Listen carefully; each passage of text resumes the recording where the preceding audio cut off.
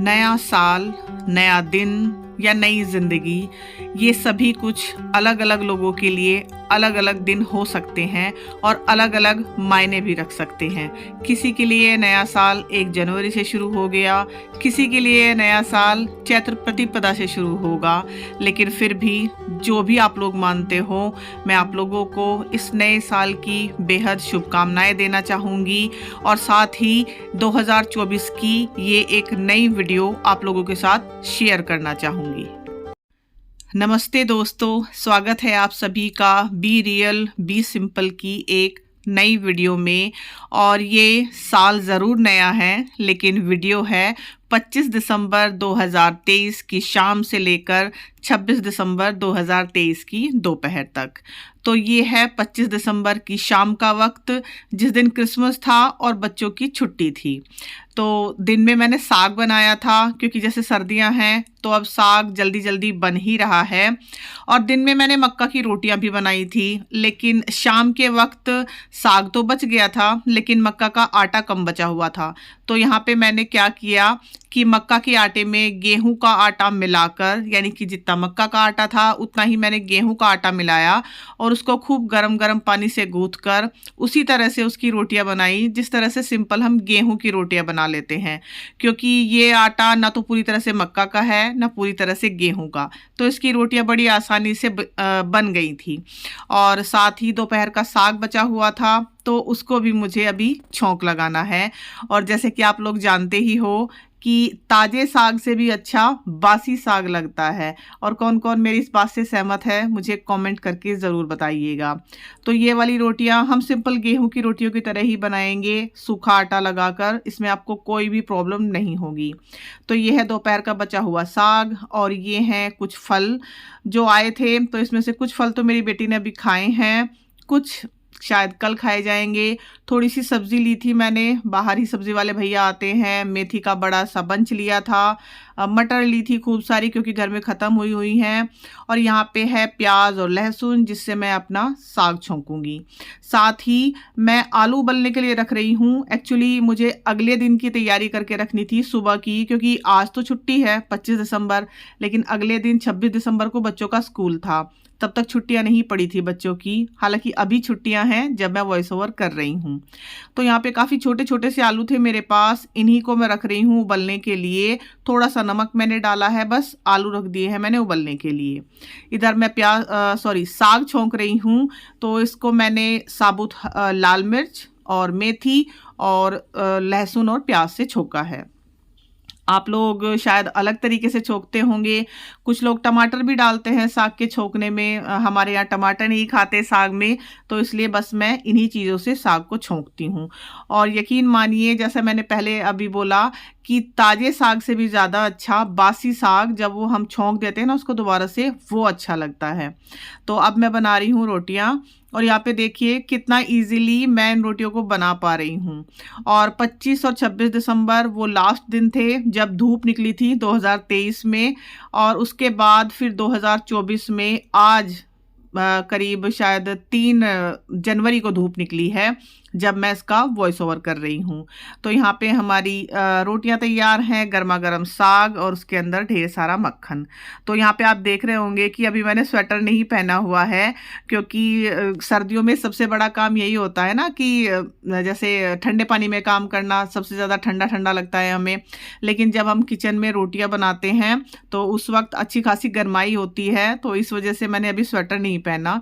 लेकिन हाँ, खाना खाने के बाद ज़रूर सर्दी लगेगी। तो यहाँ पे अभी मैं दिखा रही हूँ आपको कि ये वाली जो रोटियां मैं बना रही हूँ, जिसमें गेहूं और मक्का का आटा दोनों मिक्स है, तो उनको हल्का सा मोटा मैं बना रही हूँ। बिल्कुल सिंपल प्लेन गेहूं की रोटी की तरह नहीं बना रही हूँ, हल्का सा मोटा करके मैं उसको बना रही हूँ।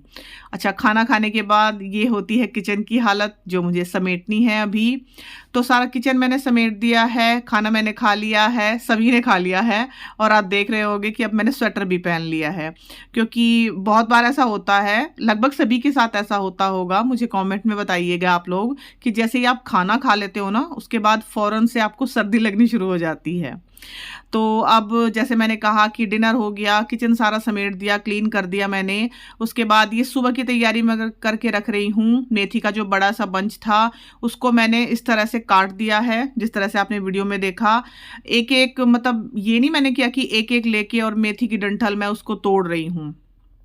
वैसे भी इस टाइम पे मेथी इतनी अच्छी आ रही है और बहुत ही कच्ची कच्ची मेथी आ रही है, तो आप ऐसा कर रहे, मतलब कोई कोई ऐसा करता है ना कि सिर्फ इसकी पत्तियां पत्तियां इस्तेमाल करता है और पीछे की डंडियां छोड़ देते हैं।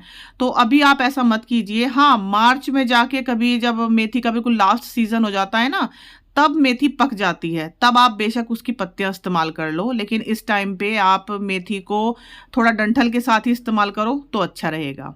अच्छा, मेथी मैंने अच्छे से साफ कर ली, जो भी पीले पत्ते थे वो मैंने हटा दिए और अब मैं इसको खुले से बर्तन में धो रही हूँ। तो कोई भी पत्तेदार सब्जी आप धो, चाहे मेथी, पालक, सरसों, बथुआ, उसको खूब अच्छे से किसी बड़े बर्तन में पानी लेके 2 से 3 बार आपको धोना पड़ेगा। और ये देखिए कितनी गंदगी इसमें से निकली है। अब जब अच्छे से 2-3 बार मैंने इसको पानी से धो लिया है, उसके बाद मैं इसको इसी के ऊपर रख दूंगी ताकि जो भी पानी है वो इसी में निकल जाए, सारे काउंटर टॉप पे पानी पानी ना हो।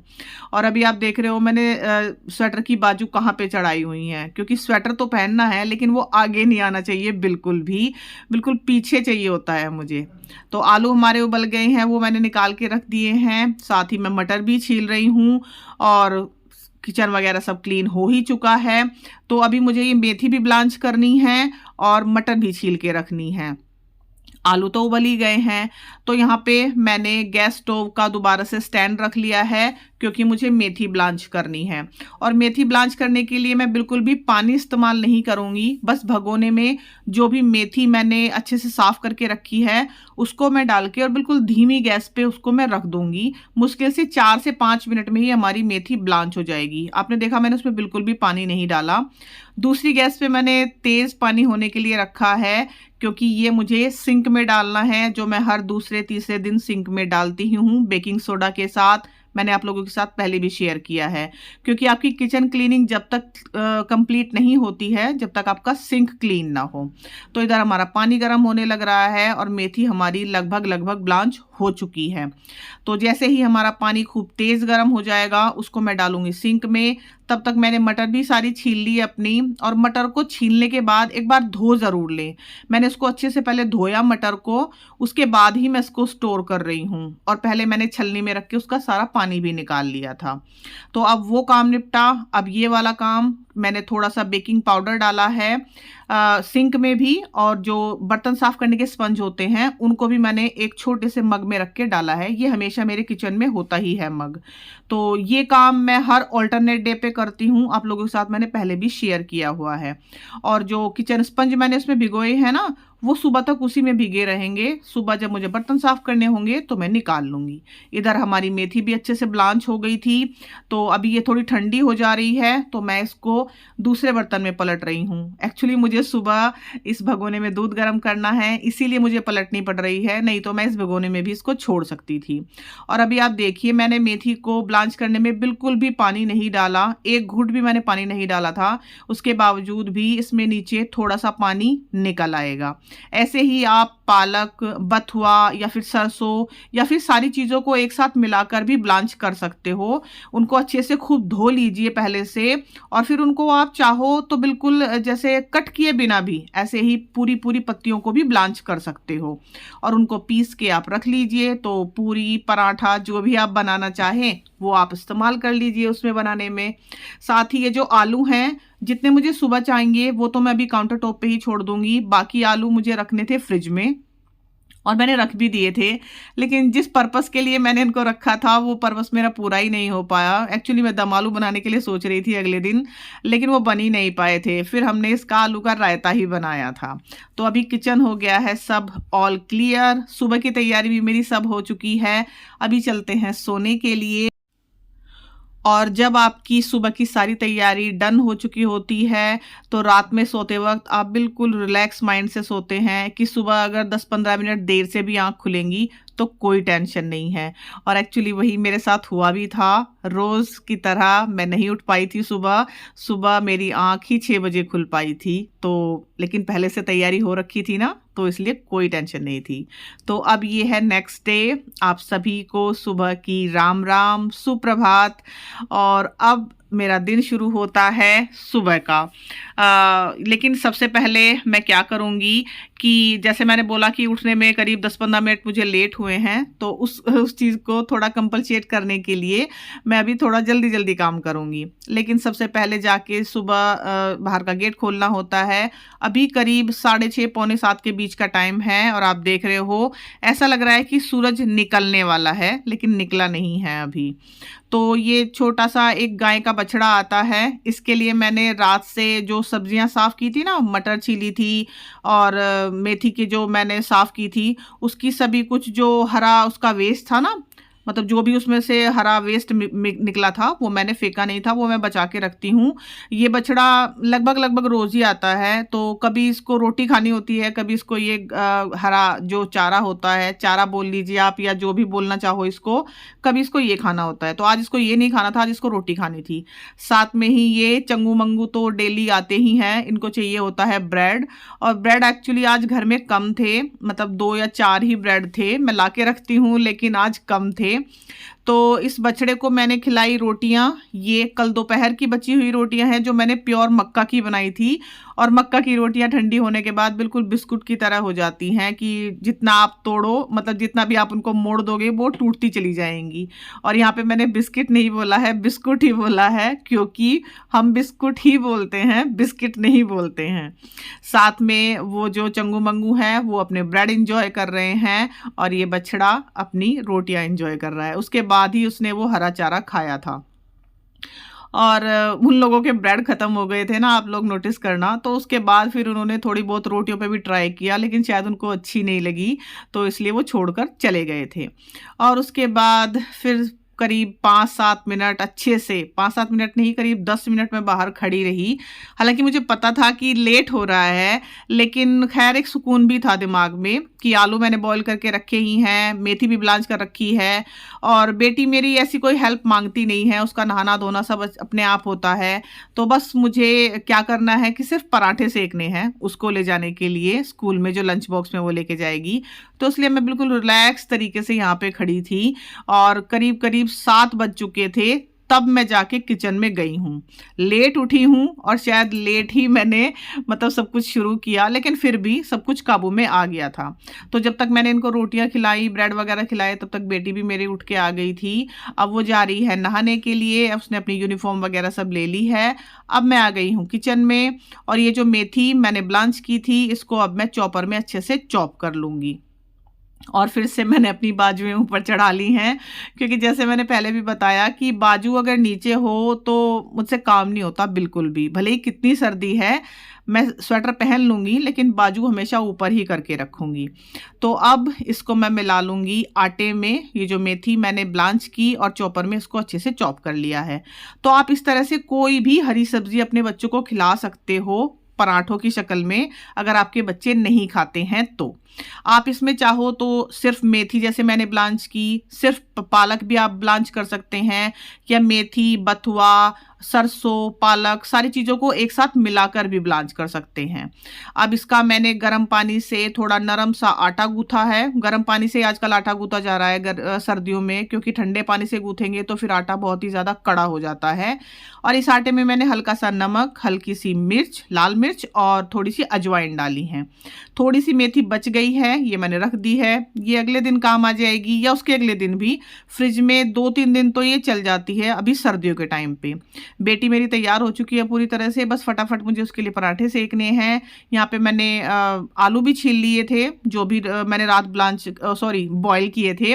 उसके अंदर मैंने डाला है नमक, मिर्च, हल्का सा जीरा, अजवाइन, थोड़ी सी कटी हुई प्याज और थोड़ा सा कटा हुआ अदरक। धनिया आज नहीं था मेरे पास, इसलिए मैंने नहीं डाला। वैसे भी पराठे मतलब जो पराठों का जो आटा मैंने बनाया है उसमें काफ़ी हरियाली है, तो इसलिए धनिए का आज ऐसा कुछ रोल है भी नहीं पराठों में। तो यहाँ पे मैंने अच्छे से ये पराठा अपना फिल कर लिया है, आप देख ही रहे हो। और पराठे किस तरह से फिल करते हैं और किस तरह से आप उनको बेलें ताकि वो अच्छे से फिल भी हो जाए, फटे भी नहीं, इसके लिए मैंने पहले भी एक दो बार आप लोगों के साथ ट्रिक शेयर की हुई है। एक बार दोबारा से मैं बता देती हूँ। जैसे आप पराठे को बहुत ज़्यादा बड़ा मत बेलिए, मतलब जो रोटी है उसको बहुत ज़्यादा बड़ा मत बेलिए।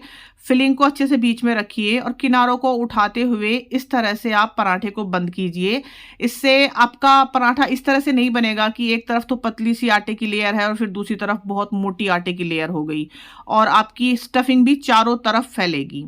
और हाँ, पराठे को बेलन से बेलने से पहले जितना हो सके आप हाथ से उसको फैला लें, ताकि बस बेलन से तो आपको मुश्किल से 1 या 2 सेकंड का ही काम रहे। जैसे यहाँ पे मैं आपको दिखा रही हूँ, मैंने जितना भी हो सका करीब 70% पराठे को हाथ से ही फैला लिया था। कोई भी फिलिंग का पराठा आप अगर इस तरह से बनाओगे तो बहुत ही कम चांसेस होते हैं उसके फटने के।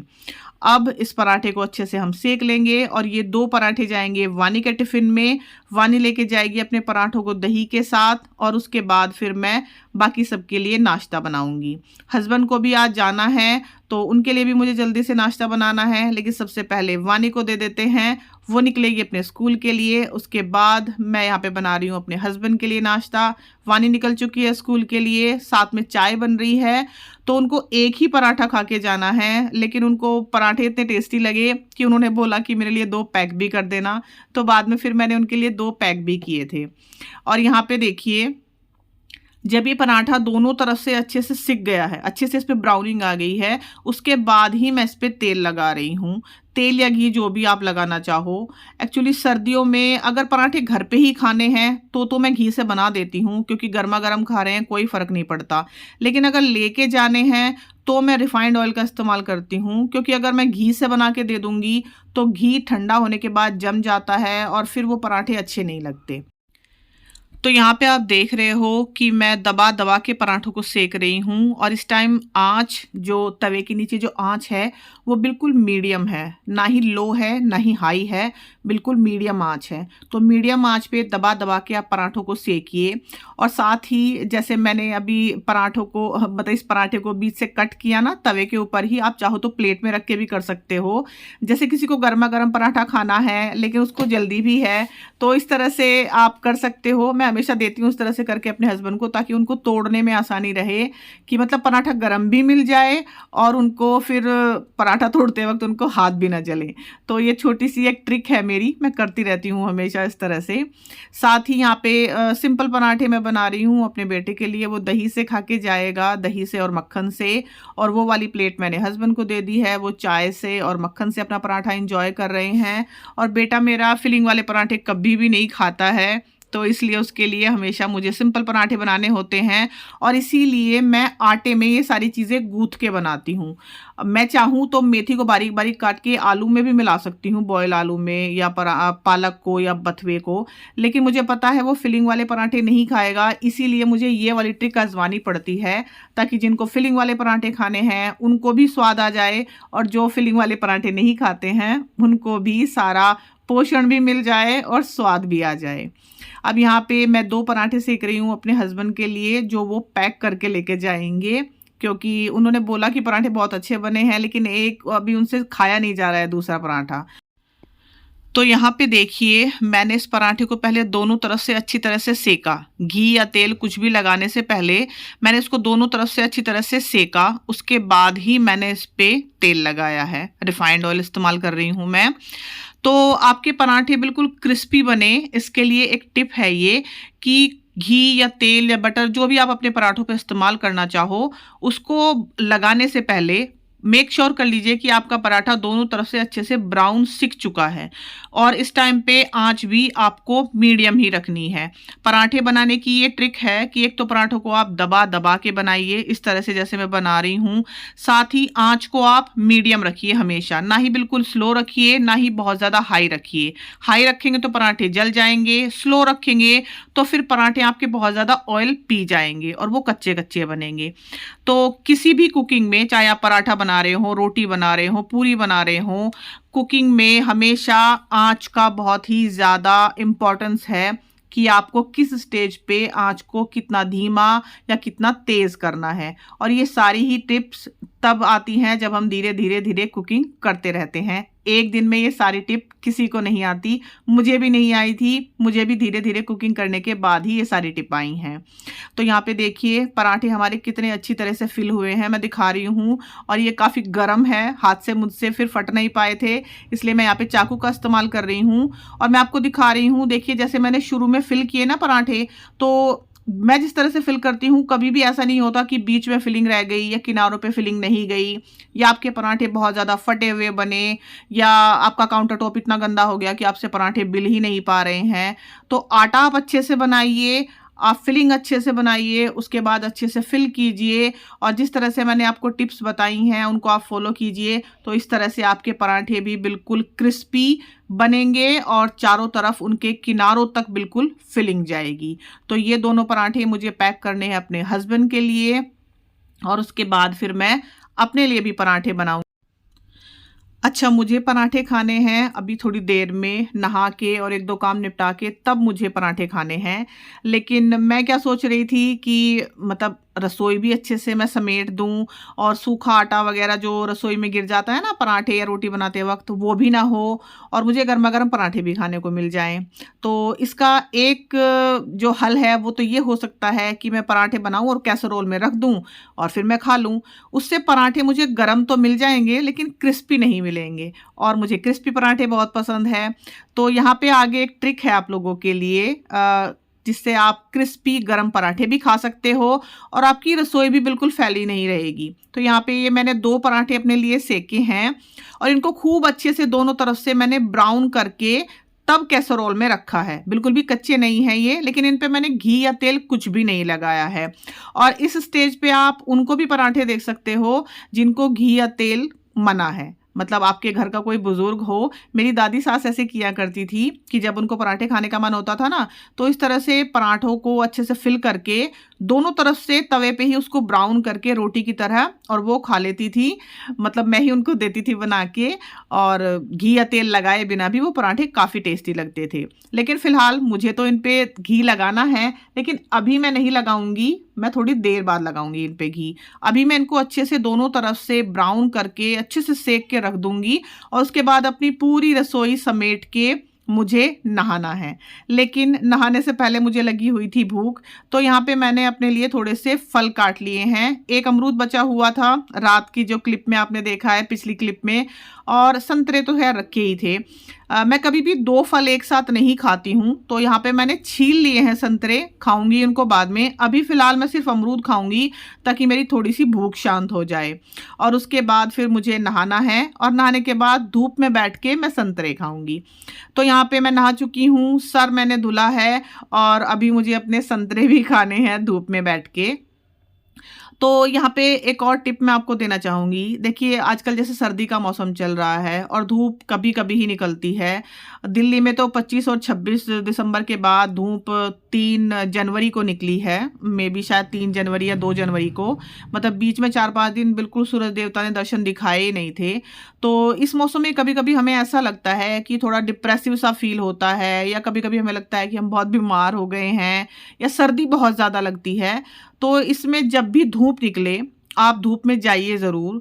भले ही आप ऐसा कोई काम चुन लीजिए कि आपको धूप में बैठ के वो काम करना है, तो इससे आपका काम भी हो जाएगा, आपके शरीर को धूप भी मिल जाएगी। और ये जो डिप्रेशन वाला जो हमारा एक मूड बना रहता है ना, वो भी धूप में बैठने से काफ़ी हद तक सही होता है। आप लोग ट्राई कीजिएगा।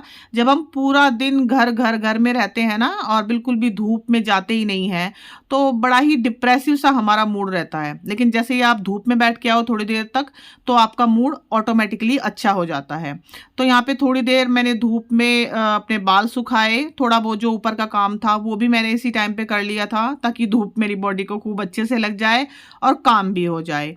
और यहाँ पे बराबर में मैं देख रही हूँ कि जो डस्टबिन मैंने सुबह धो के रखा था ना, वो बराबर वालों की छत पे गिर गया।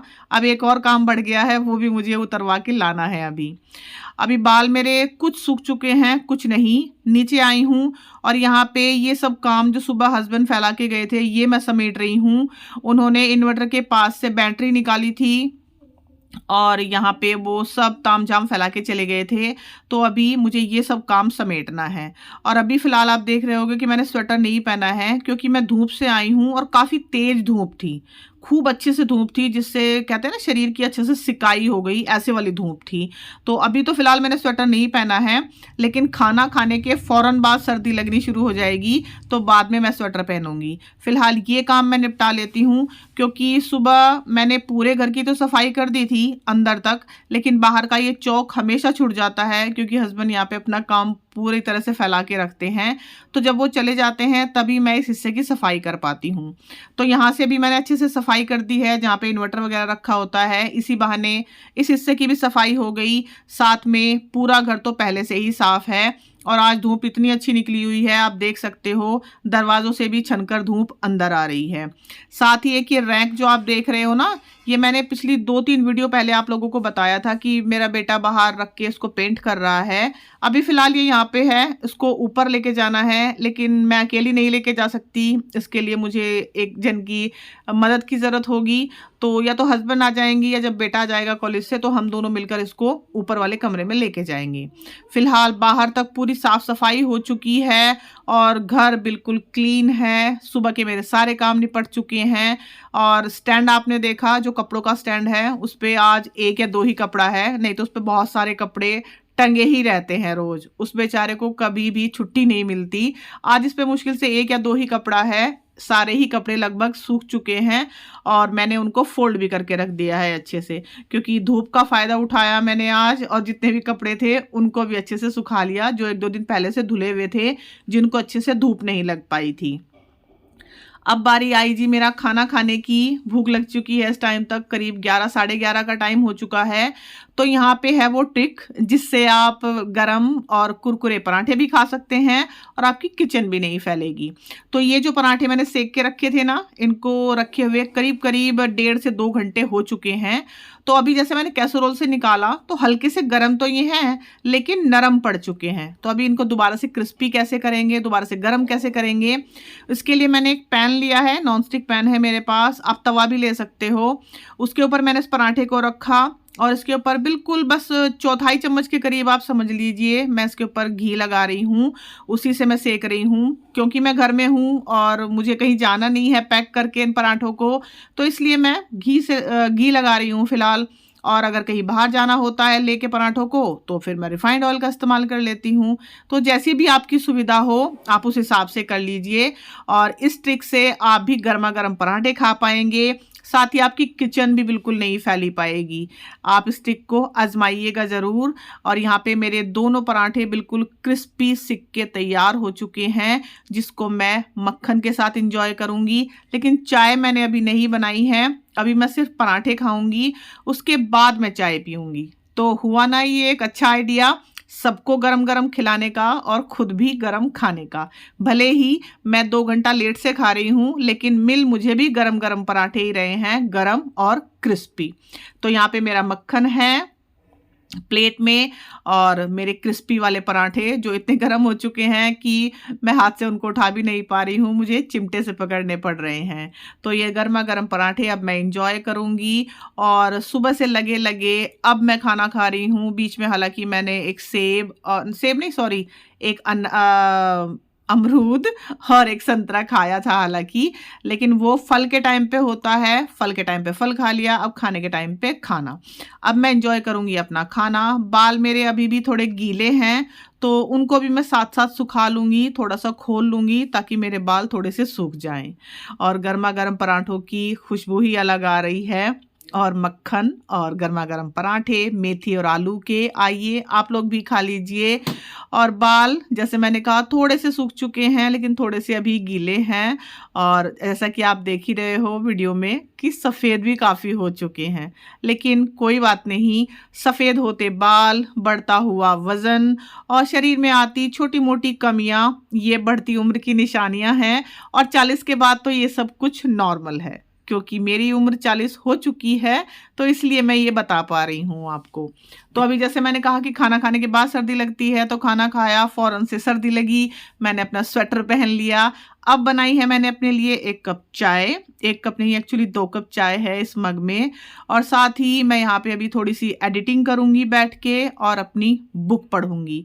तो जब तक मेरी बेटी स्कूल से आएगी तब तक मेरे पास करीब 2 घंटे हैं, उसका मैं अच्छे से यूटिलाइज करूँगी। और इस वीडियो का मैं यही पे एंड करूँगी। कैसी लगी मेरी ये वीडियो? हालांकि थोड़ी लंबी हो गई है, लेकिन फिर भी अगर पसंद आई हो तो मेरे चैनल को सब्सक्राइब ज़रूर कीजिएगा। Thank you so much for watching. अपना ढेर सारा ध्यान रखिएगा। दोबारा मिलूंगी।